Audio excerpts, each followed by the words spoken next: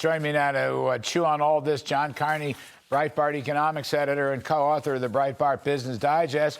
We have Mr. Wonderful on set, Kevin O'Leary of O'Leary Ventures, Shark Tank investor and author of Cold Hard Truth on Business, Money, and Life, and the great Kevin Hassett, former chair of the Council of Economic Advisors, distinguished fellow at the Hoover Institution.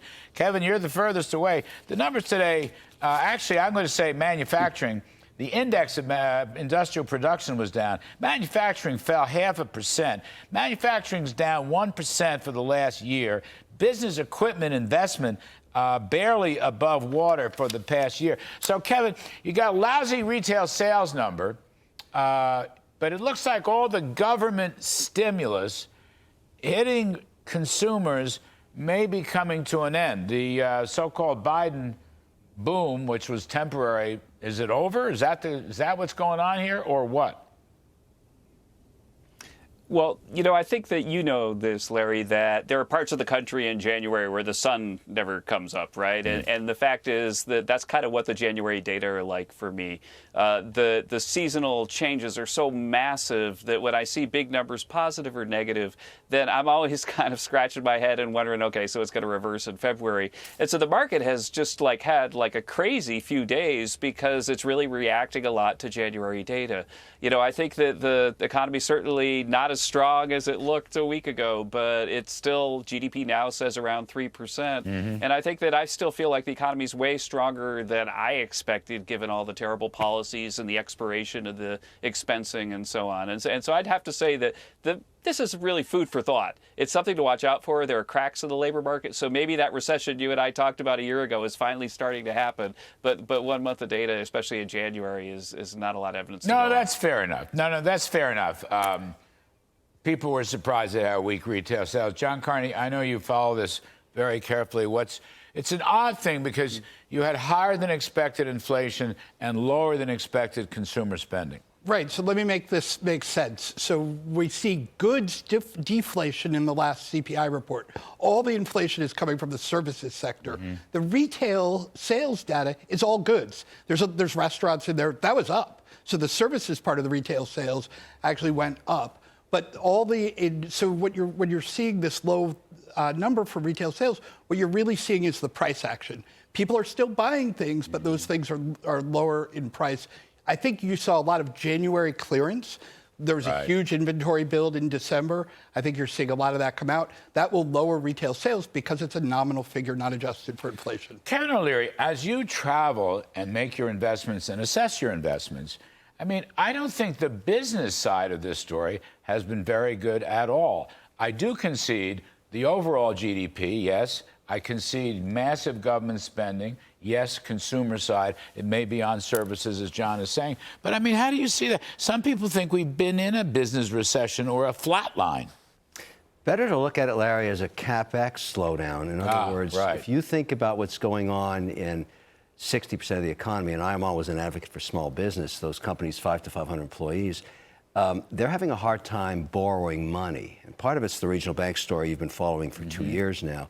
But every couple of months, you get another regional bank story, and I can guarantee you that loan book is shut down. Most recently here in New York, Community Bank, same story. That's happening in 4,000 other locations around the country. So my companies are complaining about two things: the cost of borrowing, because they're dealing with the gray market, which usually is much more expensive. So if terminal rate now is 5.5%, they're borrowing at sort of 9 to 11, but they're not getting anything out of regional banks. So that's one of the reasons you're seeing a slowdown in manufacturing. If you can't buy that machine or you can't borrow to amortize it, you don't buy it and you live off what you've already got. I think it's reflected in those numbers. And this is a valid case to be had. And I think in the months ahead, we'll get more failures of regional banks around office space and commercial real estate. Yes, I hear a lot about commercial real estate, but the New York Fed survey a week or two ago, credit card delinquencies rising and automobile loan delinquencies rising, not yet mortgage rates, but credit cards and automobiles. Now, that can't be good. No, but think about what's happened. In a matter of about 9 months, you went from 18% interest rates on the carrying costs of credit cards to, in some cases, 25. I know. And so some places close to 30. Yeah, and so Kudlow family will tell you that. You've got a whole generation of people who've never experienced that saying, wow, the interest payment's more expensive than what I spent on coffee this month. First time. The other reason the delinquencies are so troubling, they're not very much higher than normal, but unemployment being this low and having a normal level of delinquencies is troubling, because we should have very low delinquencies if everybody's working. Right. By the way, Fannie Willis pays all cash, it turns out, so she doesn't have to worry about interest rate. Kevin Hassett, there's a story. There's a story up. Was it Breitbart? I don't know. The Bidens are so proud of the economy that when the numbers come out at 8:30 in the morning, they don't want to wait an hour, Kevin, the way you and I had to wait before we went on TV or cable. They want to go out there in a half hour and maybe push the markets around. Now, the 1 hour rule started under Reagan, as you tracked it down, 1985. What's your, you and I had to deal with this for many years. Does it matter? They wait an hour, wait a half hour? Is this a story? Should we look askance at this? What does Kevin Hassett think?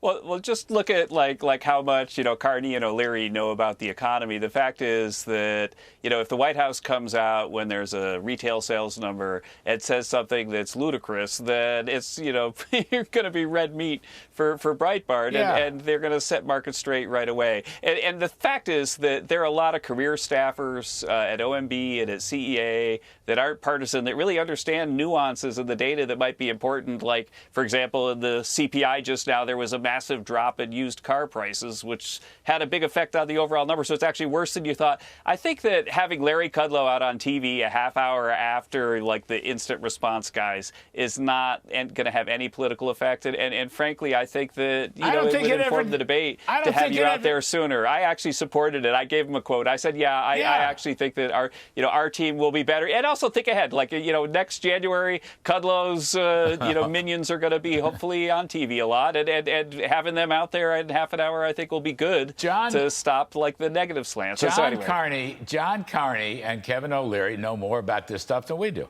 Doesn't matter that we're in the government. They know more about this stuff. Kevin O'Leary, favorite investment right now?